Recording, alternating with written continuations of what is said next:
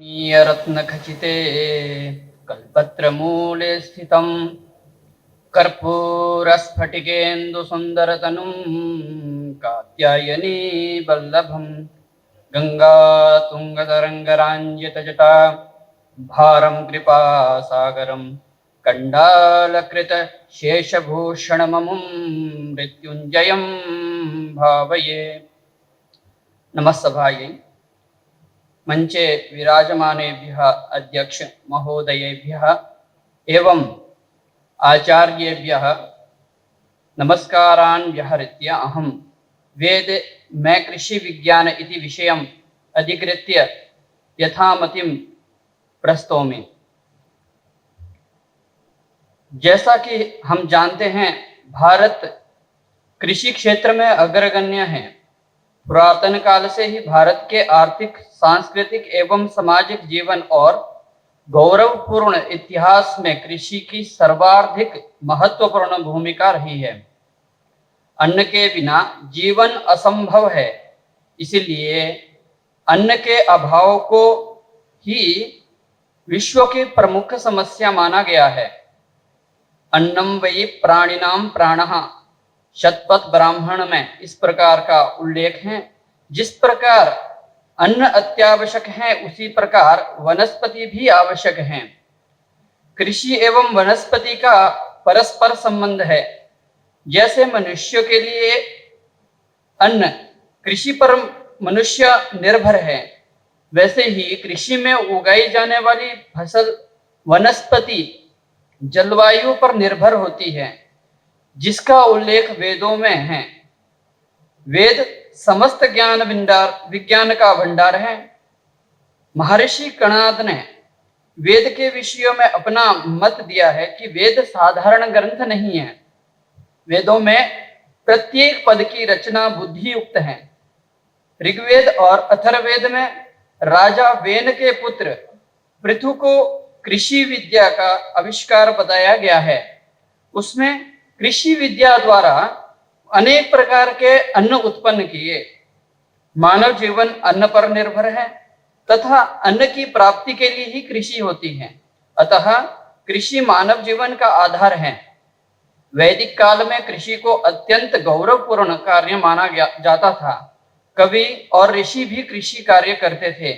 अन्न, औषधियों, वनस्पतियों का उत्पादन क्षेत्र वैदिकों का ही था। इसलिए वेदों में वृष्टि के लिए अनेक प्रार्थनाएं एवं नदियों से भूमि को उपजाऊ बनाने के लिए अनेक प्रार्थनाएं निर्दिष्ट हैं।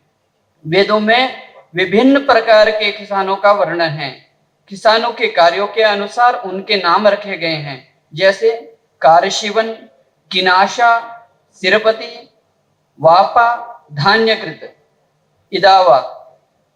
अनाज को भंडार को ले जाने वाला इदावा कहलाता है एवं अन्न उत्पादन करने के कारण अन्नपति ही, अन्नाद जैसे शब्दों का प्रयोग किया गया है।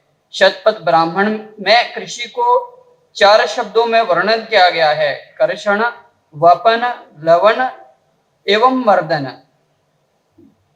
कर्षण का अर्थ है खेतों की जुताई, वपन बीज बोना, लवण पके खेत की कटाई करना, मर्दन मड़ाई करके स्वच्छ अन्न को प्राप्त करना।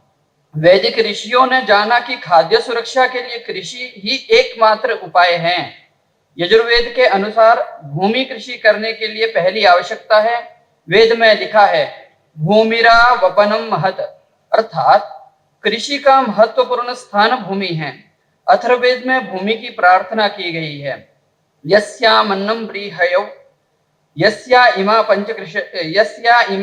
पंचकृष्टयः भूम्यै पर्जन्यपत्न्यै नमोस्तु वर्षमेधसे।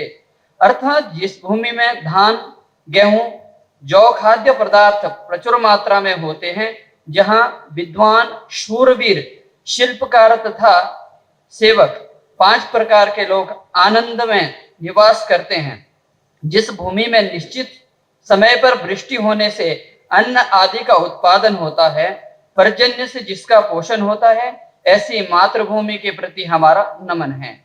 कृषि के लिए हल और बैल, जिस प्रकार आधुनिक काल में ट्रैक्टर एवं अन्य उपकरणों का प्रयोग कृषि कर्षण के लिए होता है, उसी प्रकार प्राचीन वैदिक काल में भी हल एवं बैलों से खेतों की बुआई की जाती थी। अथर्ववेद में कृषि संबंधित सूक्त हैं। यहाँ हल को सिर एवं जुआ नाम से निरूपित किया गया है। इसमें हल कैसा हो उसका भी वर्णन है। युनक्त सीरा योगा तनोतक कृते योनौ वपतेह बीजम। यहाँ निर्दिष्ट है कि भूमि को शोभित करने वाले किसानों हलों को जोतो एवं जुओं को फैलाओ, लकीरें बनाकर यहीं पर बीजों को बीजो। कृषि के लिए आवश्यक पदार्थ। उर्वरा भूमि। कृषि के लिए सबसे पहले उर्वरा भूमि की आवश्यकता होती है। उर्वरा भूमि में बोया गया बीज ही ठीक से अंकुरित होगा और बढ़ेगा। यथा बीज मुर्वरायाम कृष्टे फालेन रोहति। अथर्ववेद में आज भी कृषक फसल लगाने से पहले खेतों में गोबर खाद आदि का उपयोग करते हैं। घृतेन सीता मधुना समश्यताम ऊर्जस्वती पयसा पिन्वमानाः। यजुर्वेद के अंतर्गत कहा गया है, अर्थात बीजों को बोने से पूर्व जुती हुई भूमि में खाद के रूप में घी, दूध और मधु का प्रयोग किया जाए, उससे भूमि की उर्वरा शक्ति बढ़ती है। आज भी आधुनिक खादों का उपयोग किया जाता है, परंतु यह रसायन होने के कारण शरीर के लिए हानिकारक होती है। उत्तम बीज। भूमि के बाद बीज का महत्व है। बीज उत्तम हो तो पैदावार भी अच्छी होगी। यजुर्वेद में कहा है, कृते योनौ वपतेह बीजम। बीज बोने से पहले भूमि का भू परिष्कार जरूरी है। भूमि से घास, कंकर, पत्थर निकालकर भूमि को सम करना चाहिए। इस प्रकार बीजों को पानी में भी बोया जाए और उसमें औषधियों को भी डाला जाए, जिससे बीजों में औषधियों की शक्ति आ जाएगी और उसकी गुणवत्ता और भी बढ़ जाएगी। कौटिल्य ऋषि ने सीताध्यक्ष प्रकरण में कृषि संबंधित कुछ उपयोगी बातें बताई हैं। कौटिल्य के अनुसार धान के बीजों को 7 दिन तक रात की ओस में एवं 7 दिन तक धूप में रखना चाहिए। इसी प्रकार मूंग, उड़द आदि के बीजों को 3 दिन तक या 5 दिन तक दिन रात ओस और धूप में रखना चाहिए। सर्व बीजानां तु प्रथम वापे सुवर्णोदक संप्लुताम पूर्व मुष्टिम वापयेत। कौटिल्य शास्त्री। अर्थात बीजों से पहले बीजों को सुवर्ण से छुए जल से भिगोना चाहिए। इसी प्रकार बोते समय इस श्लोकर मंत्र को बोलकर वपन करना चाहिए। प्रजापतये काश्यपाय देवाय नमस्तदा सीतां मे हृद्यतां देवी बीजेषु च धनेषु च। प्रकाश। कृषि के लिए धूप भी जरूरी है। यदि पेड़ पौधों को धूप नहीं मिलेगी तो वह बढ़ नहीं सकते हैं। सूर्यों की किरणों में पेड़ों में ऊर्जा आती है और पौधों का ग्लूकोज के रूप में भोजन मिलता है। यजुर्वेद में लिखा है कि सूर्यों की किरणें बीजों की उत्पत्ति और वृद्धि का कारण है। तस्याम नो देवा सविता धर्मसाविशत सूर्यस्य रश्मये वृष्टिवनये। वायु। कृषि में वायु की अत्यंत भूमिका है। यजुर्वेद में कृषि के लिए उपयोगी वर्षा और वायु का एक साथ उल्लेख है। इंद्रश्च में मरुतश्च में इत्यादि। वर्षा। कृषि के लिए वर्षा का होना बहुत आवश्यक है एवं सिंचाई योग्य कुआं, तालाब, नदी से जल की सुविधा जरूरी है। इसलिए यजुर्वेद में राष्ट्रीय प्रार्थना में निकामे निकामे नः पर्जन्यो वर्षतु। अथर्ववेद में भूमि को पर्जन्य पत्नी और वर्ष मेधस कहा गया है। भूम्यै पर्जन्य पत्नी नमोस्तु वर्ष मेधसे। इसका आशय है कि मेघ और वर्षा पृथ्वी को पालन करने वाले हैं। वर्ष मेधस का अभिप्राय है कि वर्षा से पृथ्वी की शक्ति बढ़ती है। यजुर्वेद में कृषि एवं वृष्टि का एक साथ उल्लेख है। कृषिश्च में वृष्टिश्च में। इस प्रकार इसका आशय यह है कि वृष्टि एवं कृषि दोनों परस्पर साक्षेप है। वृष्टि के बिना कृषि संभव नहीं है। खाद। वेदों में कृषि को उपजाऊ बनाने के लिए वेदों में प्रमाण है। वेदों में खाद के लिए करीश, शकन एवं शकृत आदि शब्दों का उपयोग है। शाकमयम धूमम, गोष्ठे करीशनी इत्यादि।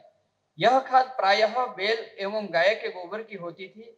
अथर्ववेद में खाद को फलवती कहा गया है। करीषिणीम फलवती स्वधाम। इन प्रमाणों से ज्ञात होता है कि खाद के उपयोग को ठीक समझा जाता था। कृषि विनाशकारी तत्व। कृषि को हानि पहुंचाने वाले तत्वों को इति कहा जाता है। अथर्ववेद के एक सूक्त में 3 मंत्रों में कृषि नाशक तत्वों का उल्लेख है और इन्हें सर्वथा नष्ट करने का विधान है। मंत्र में वर्णित है, हतम तर्द समंकमाहुम अश्विना छत्तम शिरः। कृषि के नाशक कीट पतंगों को नष्ट करो, बिल में रहने वाले चूहों को नष्ट करो, इनका सिर तोड़ दो, इनका मुंह बांध दो, जिससे ये जौ को ना खा सके। इस प्रकार धान्य की रक्षा करो। अन्य 2 मंत्रों में पतंग और वघापति शब्दों में कीड़ों और टिड्डियों को नष्ट करने का विधान है, जिससे ये जौ आदि की खेती में हानि ना पहुंचा सके। यद्वर शब्द से विशेष हानि पहुंचाने वाले कीटों पतंगों का उल्लेख है। इनके लिए कहा गया है कि सर्वान जंभयामसी, इन सबको पूर्णतया नष्ट करो। इस प्रकार इन मंत्रों में तर्द, आकुहु, पतंग, जंभिया, पक्वस, तर्दापति, वघापति आदि शब्दों से चूहा, कीट पतंगे और टिड्डियां आदि सभी कीटनाशक तत्वों को नष्ट करने की शिक्षा दी गई है। इसके अतिरिक्त अतिवृष्टि और अनावृष्टि को भी खेत के लिए हानिकारक होने के संकेत किए गए हैं। मंत्र में कहा है कि बिजली खेत पर ना गिरे और सूर्य की तीव्र किरणें खेती को नष्ट ना करें। अतिवृष्टि के साथ बिजली भी गिरती है तथा वर्षा के अभाव से सूर्य की तीव्र किरणें खेती को नष्ट करती हैं। एवं अन्य मंत्र में अवृष्टि को दूर करने के लिए वर्षा की प्रार्थना भी की गई है। तीव्र धूप और हिमपात को भी खेती के लिए हानिकारक बताया गया है। कृषि एवं यज्ञ। वेदों में कृषि के लिए यज्ञों को बहुत महत्व दिया गया है। यज्ञ को परमात्मा का स्वरूप माना गया है। यज्ञो वै विष्णु, परमात्मा को संसार का केंद्र बताया गया है। यज्ञो वै भुवनस्य नाभिः, यज्ञ से ही सारा सृष्टि चल रहा है। अन्नात् भवन्ति भूतानि पर्जन्यादन्न संभवः, यज्ञात् भवति पर्जन्यो यज्ञः कर्म समुद्भवः। समस्त प्राणी अन्न से उत्पन्न होते हैं। अन्न की उत्पत्ति पर्जन्य से होती है। पर्जन्य की उत्पत्ति यज्ञ से और यज्ञ कर्मों से उत्पन्न होता है और यज्ञ से ही वृक्ष एवं वनस्पतियों की वृद्धि होती है। वृक्षों में कृषि से उत्पन्न धान्य आदि को कृष्टपच्य एवं कृषि के बिना जंगल में उत्पन्न होने वाले चावल आदि को अकृष्टपच्य संज्ञा की गई है। कृष्टपच्यश्च में अकृष्टपच्यश्च में यजुर्वेद में प्रमाण मिलता है। निष्कर्ष, इस प्रकार कृषि के लिए उत्तम बीज, उत्तम खाद, सफल कृषि और कृमि कीट आदि का नाशन आवश्यक है। वेदों में कृषि विज्ञान का भंडार है। बढ़ती जनसंख्या की खाद्य आपूर्ति के लिए कृषि अत्यंत आवश्यक है। अन्न ही प्राणदाता है एवं अन्न ही धन धान्य समृद्धि करने वाला है। अन्नम ही धान्य संजातम धान्यम कृप्या विना न च तस्मात् सर्वं परित्यज्य कृषिम यत्नेन कारयेत। इस प्रकार मैं अपने विषय को यही विराम देता हूँ एवं यहाँ पर मुझे अवकाश देने वाले अध्यक्ष महोदय को नमस्कार करते हुए मैं अपनी वाणी को विराम देता हूँ।